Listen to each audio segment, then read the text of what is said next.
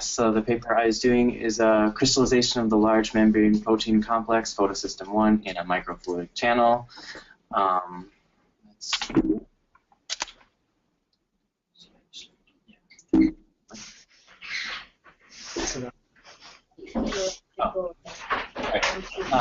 All right, so for crystallographic experiments, obtaining crystals is obviously quite necessary. The problem is determining the specific conditions under which protein will crystallize is costly, and by that I mean costly in protein. Having to test a wide range of concentration conditions where only some, if any, crystallize can be a large waste of protein.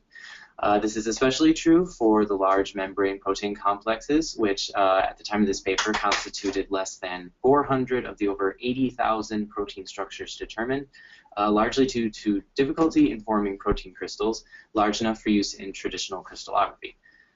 This difficulty arises from the fact that the large unit cells of the membrane proteins are dominated by solvent, and the presence of many solvent-protein interactions leave few contact areas for the protein-protein interactions required for crystallization to occur. This paper proposes a method for the crystallization of photosystem 1 and ultimately other proteins by making use of a microfluidic device to test the crystallization potential of many crystallization conditions at once, using low sample amounts. These results are then used to construct a rough phase diagram in order to document the overall crystallization behavior of photosystem 1. So the setup of the experiment involves details about the microfluidic channel and how it can be used to measure many concentration conditions at once. Further precautions and adjustments that had to be made to ensure that there was a discrete crystallization zone. The numerical simulations that had to be done to relate the experimental results with the concentration conditions, as well as an analysis of the imaging techniques used to detect and classify crystal formation. The results of the experiment include details of the crystals that grew in relation to concentration conditions and the phase diagram that was generated from the experimental and simulation data. So for the experiment setup, first off we have the microfluidic channel. It's rather small. Obviously, channel dimensions, it's 3 centimeters long, and then the cross-section is 50 micrometers by 35 micrometers. The microchannel is molded from polydimethylsiloxane, or PDMS, and then it is oxygen plasma treated. This plasma cleaning utilizes plasma to remove the surface contaminants and can temporarily alter the surface of PDMS to reduce its hydrophobicity. Extended treatments can then increase the duration of this hydrophilic state. The holes for the reservoirs are punched after the treatment to ensure that the channel reservoir boundary remains hydrophobic, which is essential to creating the required discrete crystallization zone, which I'll go into next. The PDMS channel is then bonded to a glass microscope slide to complete the enclosed channel environment, and that glass slide has also been oxygen plasma treated, so the channel remains hydrophilic. When filling the channel, 3 microliters of protein saline solution, in this case consisting of PSI protein and a salt, MgSO4, they are pipetted into one reservoir and allowed to fill the channel via capillary action. Then the other reservoir is filled with 5 microliters of a molten buffer A agarose mixture. This second reservoir helps facilitate the diffusion of the salts out of the protein saline solution. This time-dependent diffusion of the protein and the salts results in the gradients of ionic strength and protein concentration, as the image shows. This spectrum of concentration conditions can then be related to the types of crystals that grow or don't grow in those areas of the channel. An important part of what makes this work is that the discrete crystallization zone is maintained, because in order to accurately match the final crystal growth results to precise measurements of the protein and salt diffusion, we need that. This experiment puts a few practices in place to ensure this. The hydrophilic channel created by the PDMS and the glass enable the protein saline solution to fill the channel via capillary action. In the hydrophilic areas, the action is a result of the capillary pressure acting down the channel toward the other reservoir. Unimpeded, the protein saline solution would continue to be pushed into the other reservoir, and the analysis of the protein saline diffusion, which is based around the geometry of the channel, not including the reservoir ends, would be inaccurate. To prevent this, the channel reservoir interface is designed to remain hydrophobic during fabrication so that it may now act as a hydrophobic valve. The capillary pressure in the channel can be represented using the Young-Laplace equation, where gamma is the surface tension, r is the radius of the fluid meniscus, and theta represents the contact angle of the surface. Hydrophilic contact angles are less than 90 degrees, so in hydrophilic regions, the capillary pressure is positive or along the channel. Hydrophobic contact angles are greater than 90 degrees, so in hydrophobic areas, the capillary pressure will become negative, thus slowing the flow. This setup prevents the protein saline solution from leaving the channel, but does not prevent the contents of the buffer A reservoir from entering the channel. Since those contents are molten, coming into contact with the protein saline solution in the channel would result in convective mixing, rendering the diffusion measurements useless, as well as affecting the crystallization, and also barring the creation of the desired concentration gradient. To avoid this, microfluidic diffusion crystallization experiments usually introduce a gel into the protein solution to increase its viscosity in order to prevent this convective mixing. However, that process can influence crystallization, and since this experiment aims to create a reference for the crystallization conditions of the protein without said gel involved, such a solution is undesirable. Instead, they make use of a gel plug inserted at the interface of the channel and reservoir to achieve the desired effect without affecting crystallization. The numerical simulations of this time-dependent diffusion of the salt ions and the protein enable the comparison of an actual crystal growth to the crystallization conditions that growth can happen within. These numerical simulations were made using fixed second law of diffusion, which relates the time-dependent diffusion to the spatial, the spatial coordinates of the channel.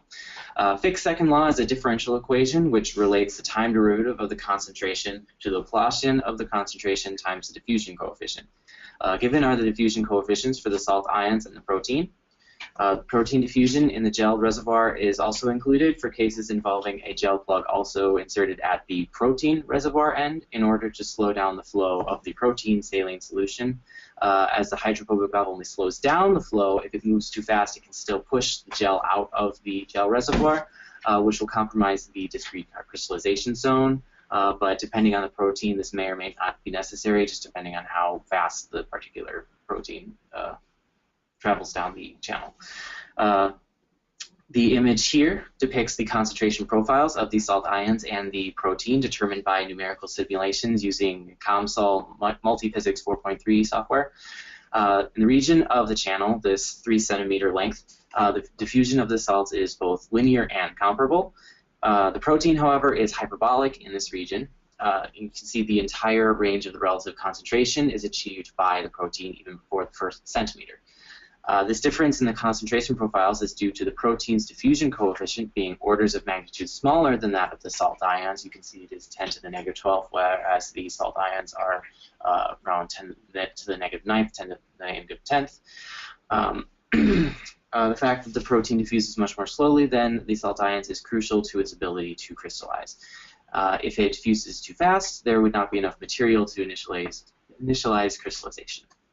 And we also see that since the protein concentration reaches a high relative concentration for the first centimeter, crystal growth will be restricted to the first few millimeters of the channel in this specific experiment. That's because if there's too much protein in comparison to the salt and in the further end, crystallization won't be able to happen. Using different initial conditions, the concentration profile of the protein could be altered to extend the length of the channel. However, it was not done in this particular experiment due to the strict crystallization conditions of PS1. Otherwise, other proteins could make of this in experiments involving them. Additionally, to image the crystals that grow, they used both bright field microscopy and second harmonic generation microscopy via second-order nonlinear imaging of chiral crystals, also known as SONICC. But the final results refer mostly to the SONICC images. This is because the second harmonic generation microscopy has many advantages over bright field microscopy in the case of this experiment, where the crystals were not removed to be further imaged, but just imaged directly from the microchannel itself. Using bright field microscopy, the dark green color of the protein solution makes it hard to see crystal growth, even at high levels of magnification, and small nanocrystals under 500 nanometers would be difficult to detect even without this hindrance. SONICC, on the other hand, makes use of the second harmonic generation, which I will go over in a second. It identifies crystals due to actual crystal properties, meaning it can distinguish between crystals and solution. It is then also capable of detecting the presence of even small nanocrystals. So for second harmonic generation microscopy via SONICC, it involves combining two photons in a medium, if and only if the medium lacks inversion symmetry, also known as being non-centrosymmetric, or in the case of crystals is a chiral crystal. The medium can emit a second harmonic photon with a higher signal than the input photons. Various crystals, like PS1, can be imaged in this way. The detection of second harmonic photons emitted by chiral crystals allows for the differentiation between crystals and surrounding protein solution if it is hard to see directly, which in this case it was. It also enables the detection of small nanocrystals, which can't be resolved using methods such as bright field microscopy. The paper suggests that this may have been the first use of SONICC with the microfluidic channel at the time of publication. I'm not sure if it's changed since then, but it seeks to prove this imaging method to be capable for future microchannel crystallization experiments. For the actual results of the experiment, we have a picture of the both in the bright field microscopy on the top, labeled with P1 through P6, and below that the SONICC image. Oh, let me go back. I accidentally skipped this last part I had on this one. For SONICC, the signal on the edges is thought to be due to pervaporation through the PDMS, which occurred when removing the channel from its human environment for SONICC imaging. This pervaporation created small changes in concentration, thus causing crystallization inconsistent with the simulated ionic strength gradients along the walls. And due to this, only crystallization occurring in the center of the channel is taken into consideration.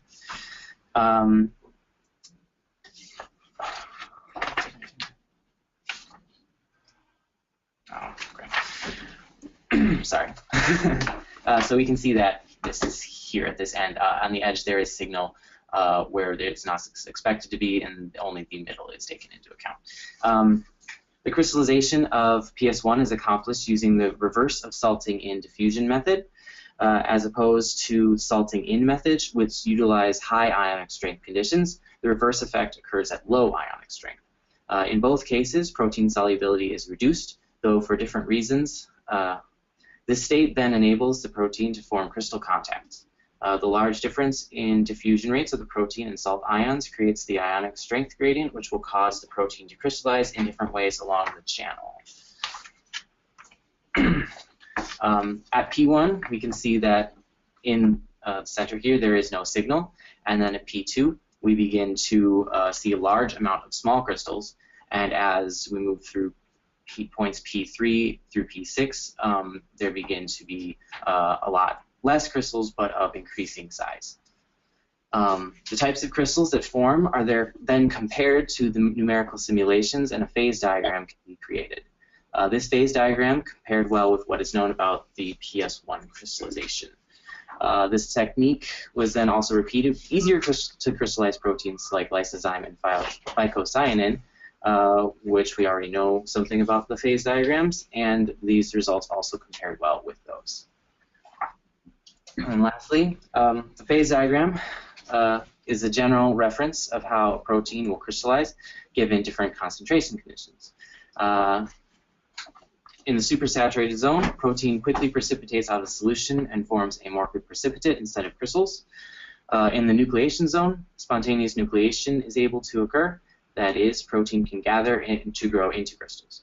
In the metastable zone, no spontaneous nucleation occurs, but nucleation sites in a solution that has moved into the metastable state can continue to grow into larger, well-ordered crystals. And in the non-saturated state, the precipitant, or in this case the salt, dominates the protein, and there's not enough to grow into crystals.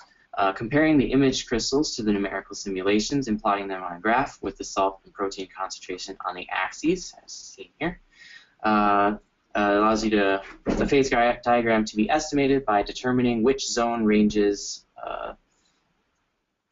would allow for the growth of the observed kinds of crystals. Since both the non-saturated and the metastable states would show no signal, they can't actually be differentiated between in this case, whereas we can see where the effects of the nucleation zone end and assume that the supersaturated zone lies beyond it. There's no way to distinguish between the metastable and non-saturated zones through this experiment. Therefore, the boundary between them is not a good estimate. However, the ultimate goal is to create a reference for use in crystallization, and so knowing the definite boundary between the non-saturated and the metastable states isn't really important, so we can get this phase diagram of what we're looking for, the crystallization. In conclusion, the microchannel setup I found to be very thorough, and particularly the creation of this discrete crystallization zone. The setup was finalized through fixing the issues that came up during the creation of the whole process, and I found the fixes to be rather clever. However, the setup as outlined is very specific to the PS1 membrane protein complex, since the main point of the paper was to show that this process was formidable enough to screen the crystallization conditions of hard-to-crystallize proteins. That was the point of the paper. But this means that if you're trying to make this process work for a different protein, you might have to put more work into the specific things required to make it work for such. But it is an excellent starting point nonetheless.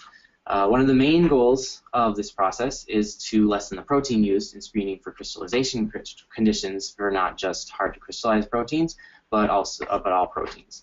SONICC, the imaging technique introduced and recommended for the task, seems to be limited to use with chirocrystals. Many protein crystals share this characteristic, but there may be cases that do not.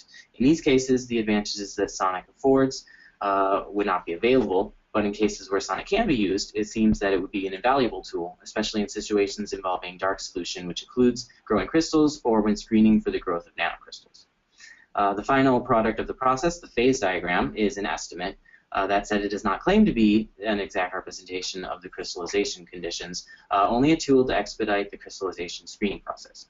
It ultimately fulfills its purpose by showing the conditions where protein can crystallize. Anything else is not really required of it.